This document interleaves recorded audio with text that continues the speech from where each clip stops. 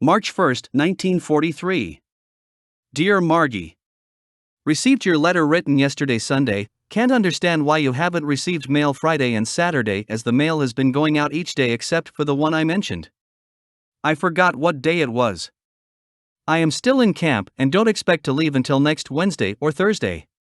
But don't send the cheese after tomorrow, as I won't get it if you do. Today has been pretty stormy and cold. It looks as if March is coming in like the lion, all right. I wish it had held off for a couple of days until I get out of here. Yes, dear, 3 weeks is a long time, isn't it? I think I will have to try and work some scheme to take an extra course after the NCO course and have you come up here for the summer. You could stay in the village and we could get along on the army pay for that time at least. The rest would do you good, darling, and do me good as well. I had quite an afternoon. Another lad and I were put in charge of a snow shoveling gang. They were all French Johnnies. What a job. I couldn't understand them and they didn't want to understand me, so cold or no cold I kept them outside until the last minute. They were pretty sore, so I told them if they had been able to understand me at the first of the day, we could have had a few breaks. One told the corporal about it, but after I told him what I did he just laughed. They make me sore. Well, dearest, there isn't much more to say. I see by the PS on the bottom of the letter that you are safe again. Guess I'm not the man I thought I was, or maybe it wasn't the right time.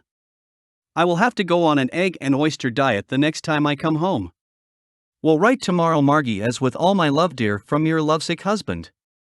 As ever. Roger XXXX. March 2nd, 1943. Dear Margie.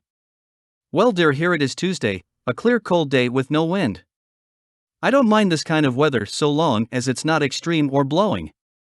I was called before the Army examiner this afternoon. They have lost some of my papers, including my M test.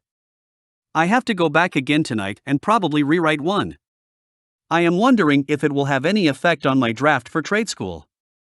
It sure gets under my skin not knowing just what is what.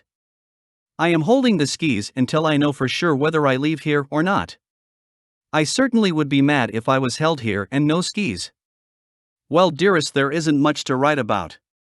Last night I worked on the house plans and have everything scaled out and most of the rough floor plan completed. I hope to start a finished plan soon.